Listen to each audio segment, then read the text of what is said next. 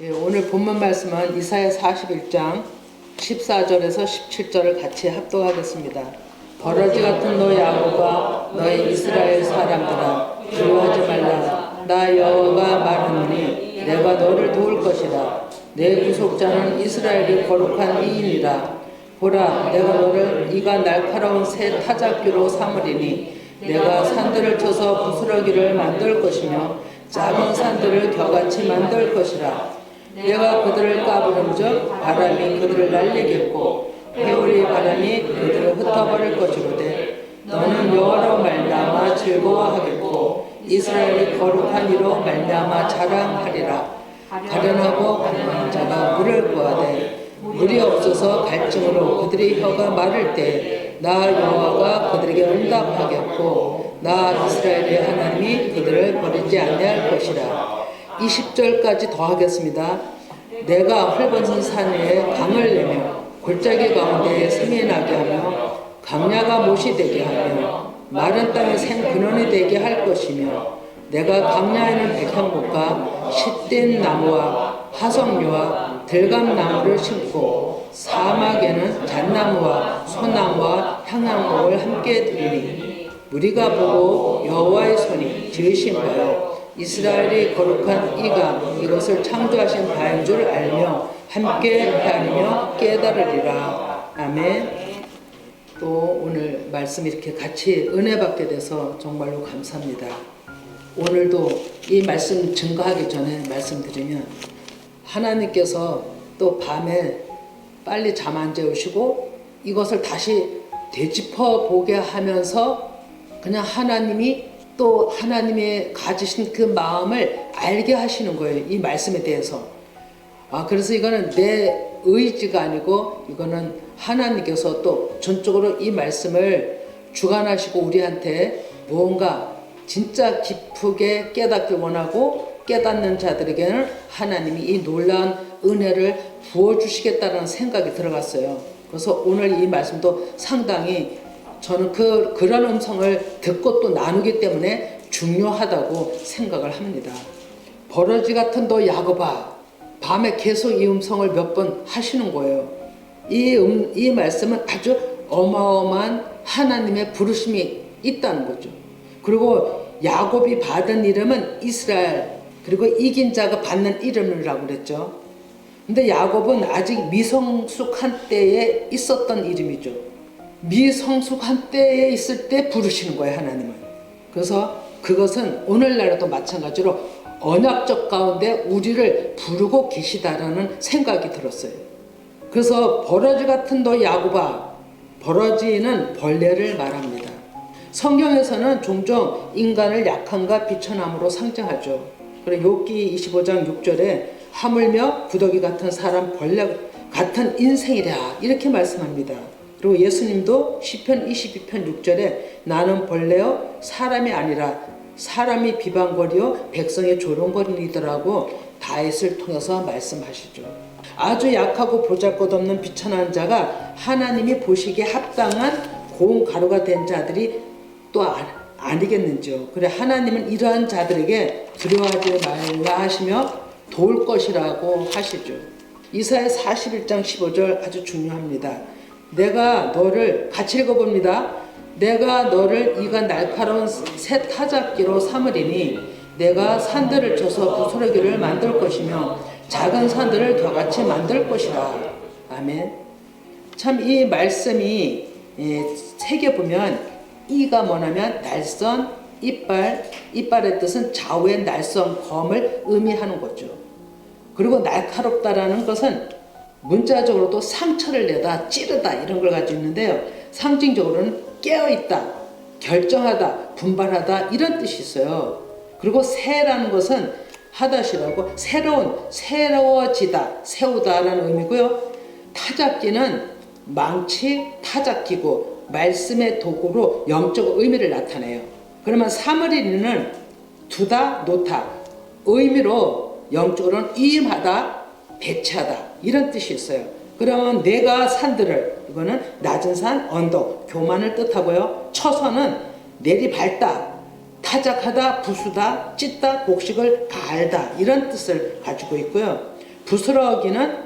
부스러기를 만들 것이면 부수다, 부서지다, 조각을 내다, 작게 만들다. 그리고 겨는요, 완겨 빈 껍데기로 만들다는 것이죠. 그러면 만들 것이다의 끝부분은 지명하여 부르시고 임하다라는 뜻이 있어요. 그래서 자, 이 말씀을 정리해 보겠습니다. 이빨하면 실제로도 딱딱한 음식물을 다 씹는 날카로운 힘이 있죠. 이 말씀의 뜻은 하나님이 너에게 말씀을 주어 깨닫게 하고 깨어 있는 자로 세울 것이야, 이런 뜻입니다. 그리고 세우는 목적은 하나님의 말씀의 도구로 삼고 하나님의 이 일을 임할 것이라고 얘기를 하는 거예요. 그리하면 너는 높아진 교만한 심령들에게 말씀을 선포할 때 그 교만한 자들의 마음은 부서지고 찢어지고 가루가 되어 지극히 작은 자로 만들 것이며 빈 껍데기가 되게 할 거야. 너를 그 일로 쓸 것이라고 얘기를 하는 겁니다.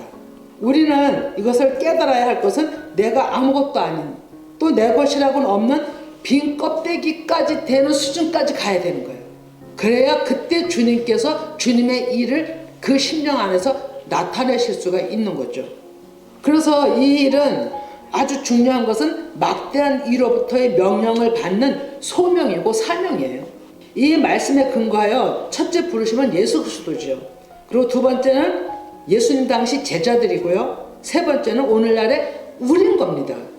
항상 말씀드리죠. 이 말씀이 낙과 결부시키지 않으면 아무 소용이 없다고. 그래서 나하고 접목을 시켜 보셔야 됩니다. 또한 어느 시대막론하고 낮춰진 자를 부르시고 하나님의 말씀을 깨닫게 하시고 하나님은 쓰시죠. 요한복음 20장 23절에 너희가 누구의 죄든지 사하면 사해질 것이요 누구의 죄든지 그대로 두면 그대로 있으리라 하시죠. 사람은 할 수 없으나 하나님의 성전이 된 그 사람을 통하여 하나님은 일을 하시죠. 이것이 오늘 41장 이사야 41장 14절에서 16절의 말씀과 요한복음 20장 21, 23절이 그러니까 구약의 이사야 말씀의 성취가 지금 읽은 요한복음 20장 21, 23절까지의 말씀이 됩니다. 그리고 또 이루어 가시는 거죠. 그래서 이사야 41장 16을 또 한번 보면 자, 까부른 즉은 키질하다라는 뜻이 있어요. 그러면 키질은 여러분 다 아시죠? 어떻게 하는지. 키질은 이렇게 해서 이렇게 던져요. 우로 키에다 담아서 던지면 껍데기는 나가고 알곡은 안으로 들어와요. 이게 키질이에요. 던져서 올려서 흩트리는 거죠. 그리고 껍데기는 바깥으로 나가고 알곡은 키 안으로 남게 하는, 남은 자의 개념이에요. 이것을 키질하는 데는 무엇이 작용되냐면 반드시 바람이 작용돼요. 성경적으로 바람은 루아우, 성령의 하나님이 일하심을 뜻하는 거예요. 그래서 헤어리는 강한 태풍, 바람 의미인데 진짜 곡식을 키질할 때 강한 바람 아니면 알곡과 쭉정이를 가를 수가 없어요. 이 상황이 동풍 바람이고 홍해를 갈랐던 바람이고 요단강을 갈랐던 동풍이고요. 하나님이 영이 일하시는 능력이세요.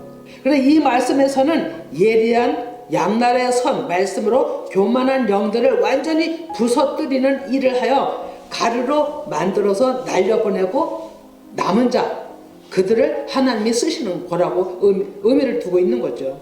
그래서 이 얘기를 영적으로 말씀드리면 이로부터 하나님이 가난하고 벌레 같은 자들을 선택하여 하나님의 영을 주시고 예리한 말씀 그 철장 건세로 심판하는데 쓰시고자 하시는 의도가 있는 거죠. 그러면 심판은 나쁜 것이 아니에요. 훈계와 책망으로 내 백성을 찾겠다는 뜻이에요. 여러분 타작마당이 어딘지 아세요?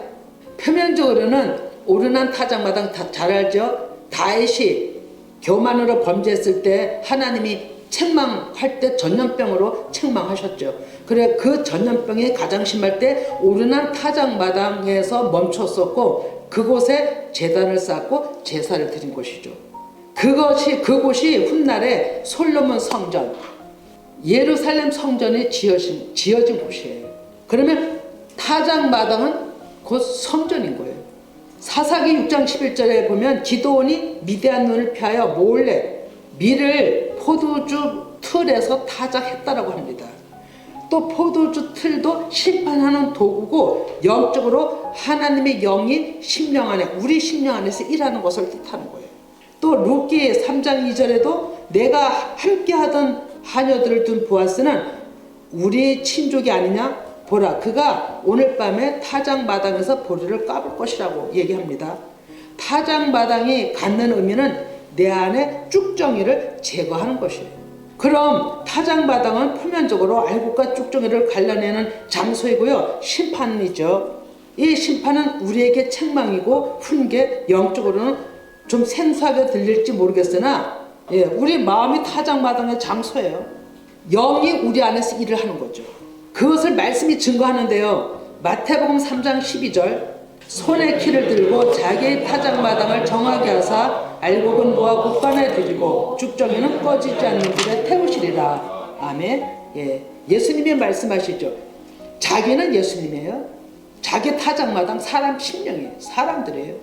그러니까 심판은 책망과 훈계로 예수님이 하실 때 그 심령 속에서 일하실 때 우리는 회개하고 돌이켜서 하나님께로 나오면 하나님께서는 우리로 성전 삼으시는 거예요.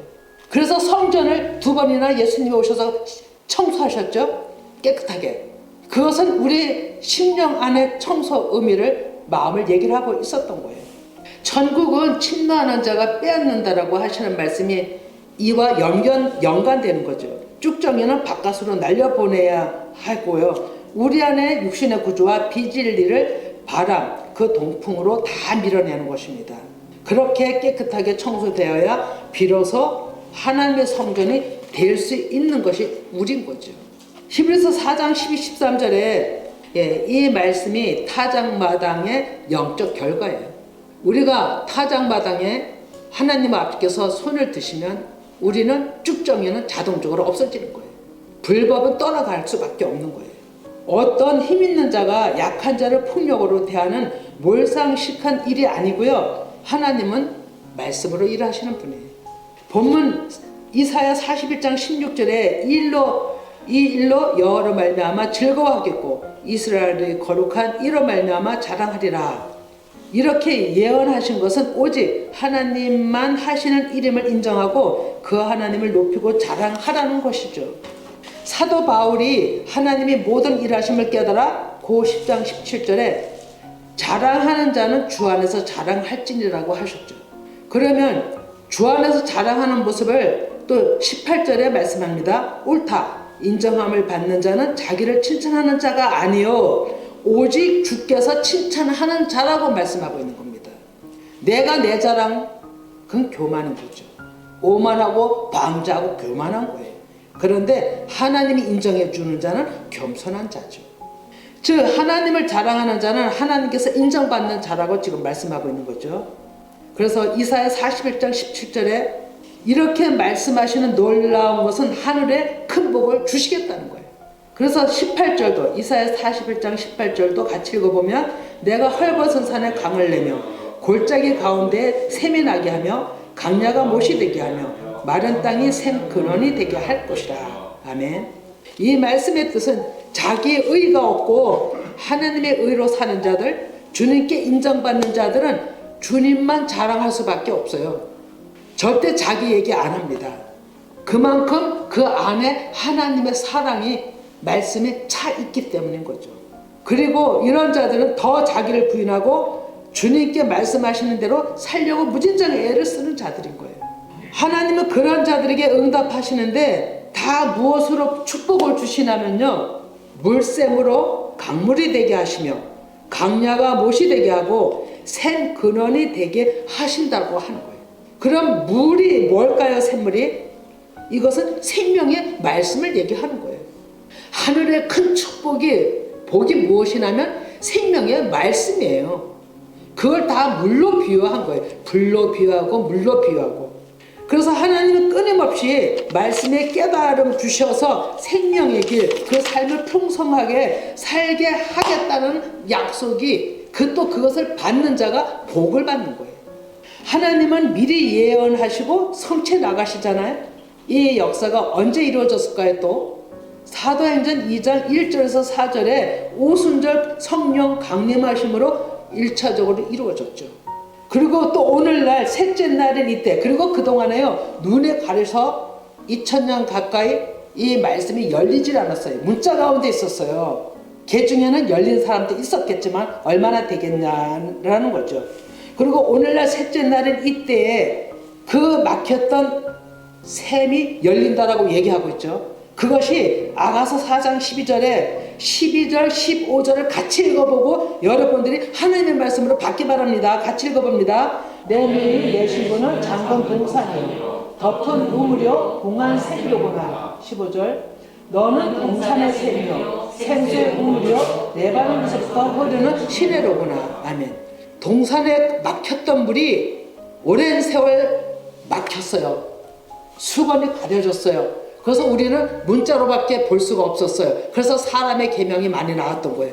그런데 이제는 셋째 날이기 때문에 15절 말씀이 이루어지는 거예요. 너는 동산의 샘이요 생수의 우물이요 레바논에 흐르는 시내라고 얘기를 하는 거예요. 이것은 하나님이 말씀을 열어서 깨달음을 쏟아부어 주신다는 얘기예요. 아, 이걸 받아야 되지 않겠어요? 말씀을 받는 자들은 깨달아 하나님의 뜻을 알아가는 자들에게 더 놀라운 축복이 준비되어 있다는 걸 우리는 알아야 돼요.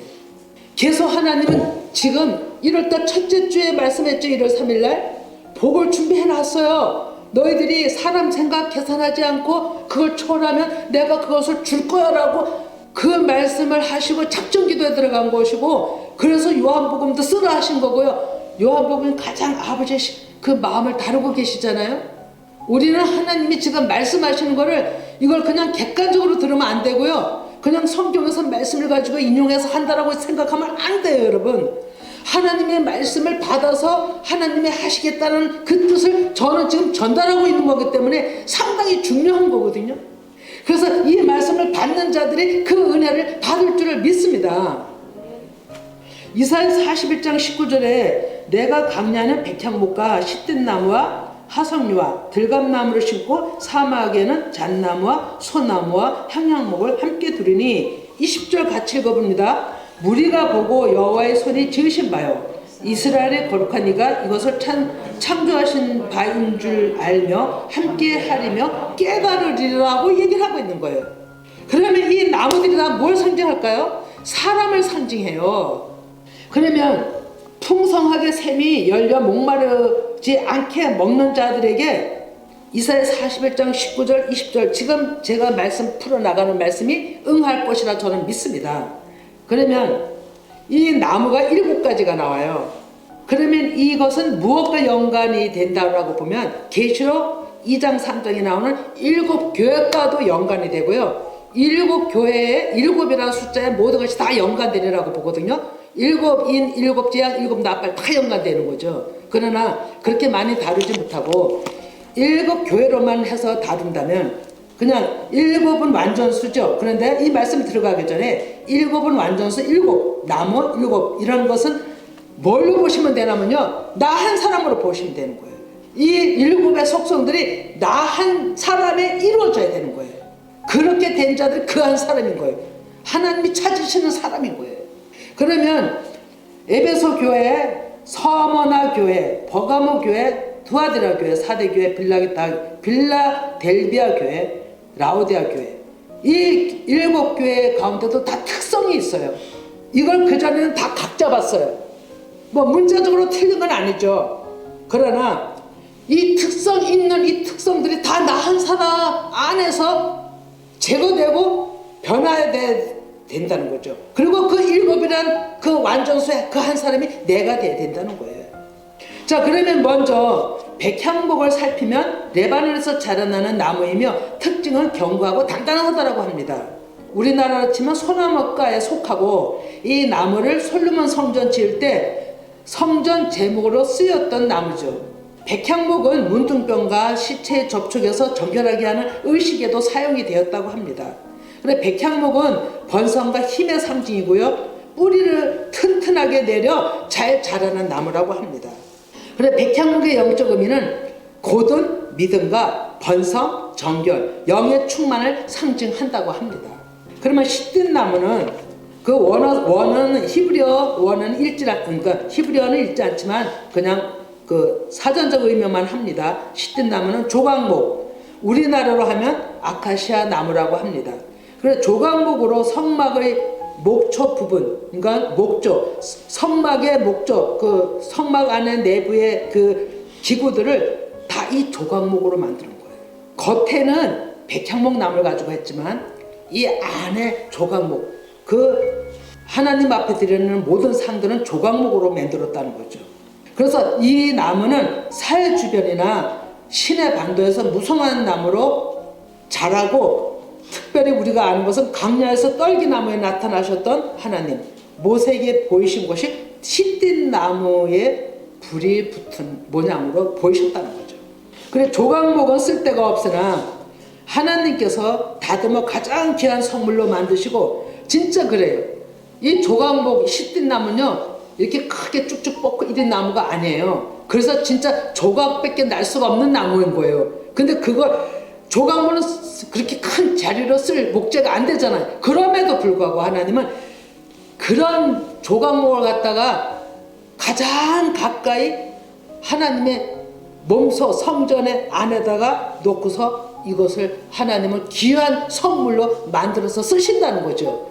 이게 얼마나 귀합니까? 그럼 이 얘기는 가장 모가난 우리들, 진짜 불법 속에 있는 우리들, 연약한 우리들, 아무도 쓸데없는 우리들을 갖다가 하나님의 사람으로 재창조하셔서 하나님이 가장 가까이서 그들과 같이 섬김 가운데 동력하시고 일을 하신다는 거예요. 이게 얼마나 놀라운 일입니까? 그러면 하석류 나무 나오죠. 하석류 나무는 도금냥으로만 번역이 딱 돼 있죠. 어떤 더 깊게 저는 못 찾아봤는데 이거는 도금냥으로 번역이 돼 있어서 제가 말씀을 찾아봤습니다. 이사야 55장 13절에 보면 잣나무는 가시나무를 대신하며 하석류는 찔레를 대신하여 날 것이라. 이것이 여호와의 기념이 되며 영영한 표징이 되어 끊어지지 아니하리라. 아니 이 하석류 나무가 무엇인데 이렇게 영영이 기념이 되고 표징이 되고 끊어지지 않는다라고 했을까요? 이것은요, 이 하석나무는 십자가에 죽으시는 예수님을 비유하신 말씀이더라고요. 그래서 그 일이 영영한 표징이 되고 기념이 된다는 뜻이 우리 기독교 사회 전 열방에, 지금 그 열방의 역사상에 이보다 더 큰 표징이 있겠냐는 거죠. 죽었다가 3일 만에 살아난, 남을 죄를 대속해서 죽으신 분, 그분이 이 열방에 또 있겠냐고요. 그래서 하석나무는 그것을 뜻하는 거고요. 하석나무에 좀 더 깊이 보면요, 스가랴 1장 8절에서 11절까지인데요. 내가 밤에 보니 한 사람이 붉은 말을 타고 골짜기 속 하석나무 사이에 섰고 그 뒤에는 붉은 말과 자줏빛 말과 백마가 있기로. 그랬더니 9절에 이 모습들이 무엇이냐 천사가 물었죠. 그랬더니 11절에 말씀합니다. 같이 읽어봅니다. 하석나무 사이에 선자가 대답하이르되 이는 여호와께서 땅에 두루 다니라고 보내신 자들이니라. 그들이 하석나무 사이에 선 여호와의 천사에게 말하되 우리가 땅에 두루 다녀보니 온 땅이 평온하고 조용하더이다 하더라. 아멘. 이 말씀이 무엇을 나타낼까요? 이 말씀은요, 네바람 사역으로 예수 그리스도를 따르는 제자들의 영들을 얘기를 하는 거예요. 그리고 여호와께서 명령받아, 그래서 네바람들이 하나님 앞에 항상 서 있다고 그랬잖아요. 섬기는 자로. 하나님의 명령을 받아서 세상에 하나님의 일을 수행하는 자들로 깨달아졌어요. 하나님은 우리들을 이렇게 만들어서 쓰시는 거예요. 그리고 이 나무의 특성이 있는 것처럼 한 사람으로 보라 했죠. 이 특성을 우리가 다 가져야 되는 거예요. 그러면 들감나무를 또 봅니다. 올리브 나무이죠. 열매로 기름을 짜죠. 또 특히 액체, 이것은 빛나다, 기름지다라는 의미가 있어요. 그러면 영적으로 하면 완전히 으깨지고 부서져서 자기가 없는 가난한 심령으로 기름 부음받은 성령 충만한 사람을 의미하는 거예요. 내가 으깨지고 부서지지 않으면요, 우리는 그대로 육의 속성을 가지고 오히려 하나님을 욕되게 하는 자로 신앙생활을 한다고 할 거예요. 자, 그러면 잣나무 봅니다. 잣나무는 상록수로 전나무 깐 것 같아요. 전나무, 잣나무 다 상록수죠. 창 또는 나무로 만든 악기, 이런 악기를 만드는 데 많이 쓰이나 봐요. 성전 건축에 쓰여진 재료입니다. 그래서 호세 14장 8에 보면 사막에 숨겨져 자라날 것이라면 에브라임은 나는 잣나무와 같다라고 말한다는 거예요. 잣나무는 변하지 않아요, 여러분. 근데 잣나무는 결이 세요. 이 나무 결이 세요. 그리고 잣나무는 영적으로 변함없는 믿음, 절개의 믿음을 상징한다라고 하는 거예요. 이사야 60장 13절을 같이 읽어봅니다. 레바논의 영광 곧 잣나무와 소나무와 향한목과 함께 내게 이르러 내 거룩한 곳을 아름답게 할 것이며 내가 나의 발둘 곳을 영화롭게 하리라. 아멘. 우리가 주목할 것은 예수님의 발둘 곳. 이것은요, 자아가 죽고 하나님의 의로 선 자들, 그들에게 하나님이 발판 삼으시고 성전 삼으셔서 하나님과 하나 됨을 의미하는 거예요. 참 놀랍죠? 이 나무들이 갖는 의미가 어마어마합니다. 그러면 소나무, 근데 이 뜻은 뭐냐면 인내하는 것과 딱딱한 나무의 일종으로 지구력이 있다라는 뜻을 가지고 있어요. 그리고 어원은 질주하다, 강하게 앞으로 질주하는 의미를 가지고 있어요. 그러면 앞만 보고 나아가는 믿음과 끈기 있는 통찰력, 그 행함을 뜻한다라고 보는 거예요. 자, 그러면 향한목은 산목인데 또 그 똑바로, 또 곧다 옳다, 정직하다는 뜻이 있어요. 이것은 예수님의 의로 사는 의인들을 뜻한다고 보는 겁니다. 그래서 시간상 얼른 말씀을 정리하겠는데요. 하나님 앞에 이 7가지 특성으로 만들어진 즉 창조된 일꾼들을 뜻하는 건데 우리가 돼야 된다고요. 근데 이렇게 되기까지는 얼마나 심한 훈련이 있겠어요. 고난을, 고통을, 환난을 감내해내야 되는 거예요. 근데 그건 우리 힘으로도 이길 수가 없고요. 그렇게 선택돼서 그 일에 따라가는 자들은 성령 하나님이 이길 수 있도록 이끌어 가시는 거예요. 주님 보좌 앞에서 나오는 하나님의 말씀을 듣고 깨달아 그 명령에 순종하는 자들, 그들이 오늘날에 쓰임받을 일꾼들인 거예요. 하나님은 지금도 찾고 계시고 앞으로도 찾고 계실 것이고 그들이 필요한 거예요. 이렇게 다듬어지고 훈련된 자들은 주님의 어떤 명령에도 순종합니다. 그리고 하나님은 하나님의 뜻을 이루실 것입니다. 그들을 통해서. 그리고 하나님의 일은 교만을 부서뜨리고 낮추시는 일이에요. 내가 먼저 그렇게 된 자가 또 남을 그렇게 하는 일이에요. 말씀을 통해서. 우리 인간의 말은 아무리 덕스럽고 아무리 훈계도 절대 안 됩니다. 하나님만이 사람의 마음을 움직일 수가 있는 능력이 있는 거예요. 이 상황이 너의 이로 타작기를 만들어 높아진 산들을 부서뜨리며 작은 산들을 가루로 만들 것이야 라는 그 능력으로 이렇게 7나무의 특성을 만들으셔서 하나님이 쓰시는 사명을 이 말씀을 받는 자들에게 주시는 거예요. 그래서 제가 서두에 중요하다고 얘기를 한 거예요.